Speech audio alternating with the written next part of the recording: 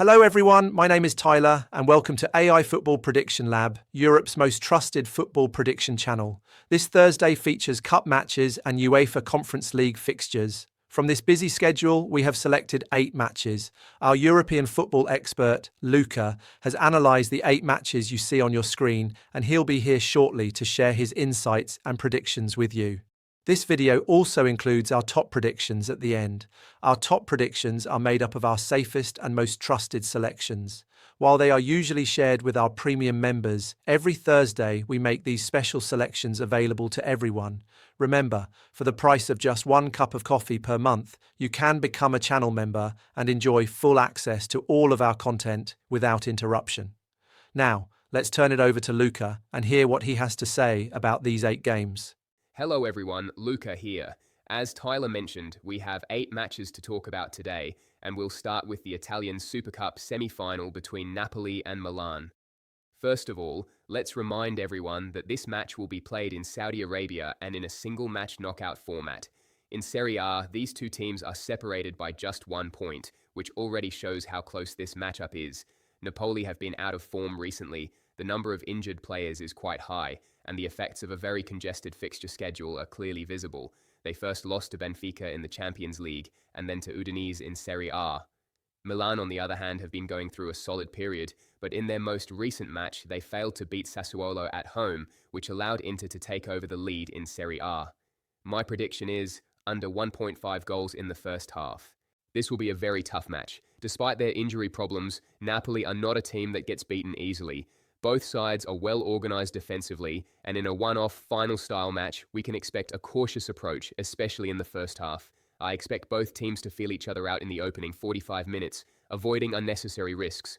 We might see 1 goal, but I do not expect 2 first-half goals in this match. Our next match comes from the Turkish Cup, where Galatasaray face Basaksehir in an all-Istanbul clash. First of all, in terms of squad quality, Galatasaray are clearly above Basaksehir. However, for this match, Galatasaray's squad can be considered depleted. They are missing several key players due to the Africa Cup of Nations, as well as injuries and suspensions. Because of this, it will be a very difficult match for Galatasaray, and winning will not be easy at all. Basaksehir, on the other hand, are expected to arrive almost with a full squad, and they are going through a good run of form. My prediction is both teams to score. I expect Basaksehir to find the net, given their current form and squad availability. At the same time, Galatasaray usually score at home, even in difficult circumstances. So overall, I believe we will see goals from both sides in this match. We also have Conference League matches, and we'll start with Mainz versus Samsunspor. Mainz have been going through a very difficult period in the league and are currently sitting at the bottom of the table. However, in their most recent match, the reaction they showed against Bayern Munich was very important. It reminded everyone of their quality and fighting spirit, and it showed that this team is capable of bouncing back. Samsunspor, on the other hand, are considered one of the strong teams in the Turkish league, but over the last 4 to 5 weeks, they have clearly experienced a drop in form. They have struggled to win matches and also look slightly fatigued. My prediction is Mainz to have at least 12 shots. Given Samsunspor's recent form issues and physical fatigue, I expect Mainz to play with high motivation and push hard to win this match. For that reason, I believe they will be very active in attack and attempt plenty of shots. Our next match is Crystal Palace versus the Finnish side KuPS. Crystal Palace are, of course, one of the favourites of the Conference League in terms of squad quality.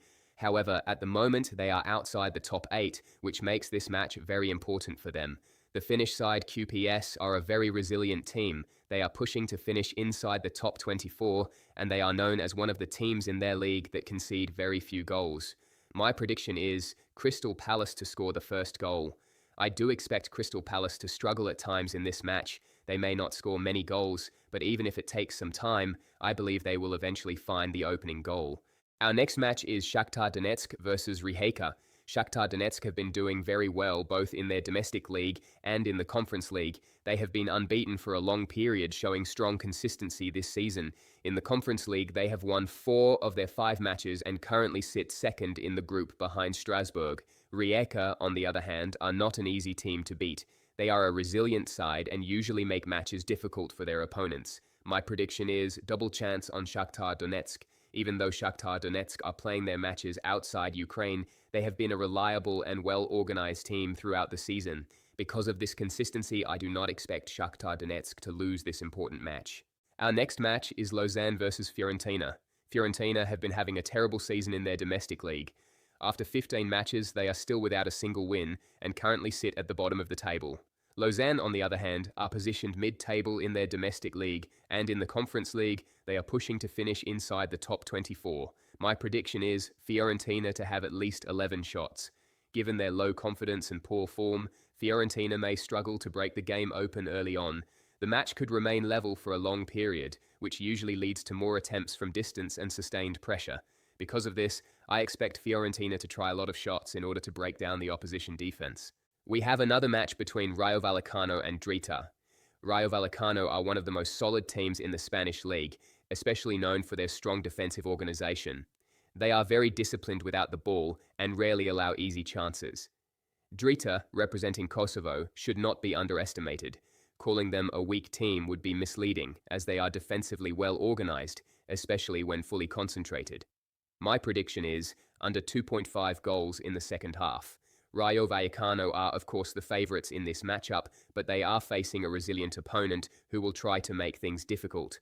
I expect a tight second half, where we may see 1 or 2 goals, but reaching 3 goals in the second half does not look very likely.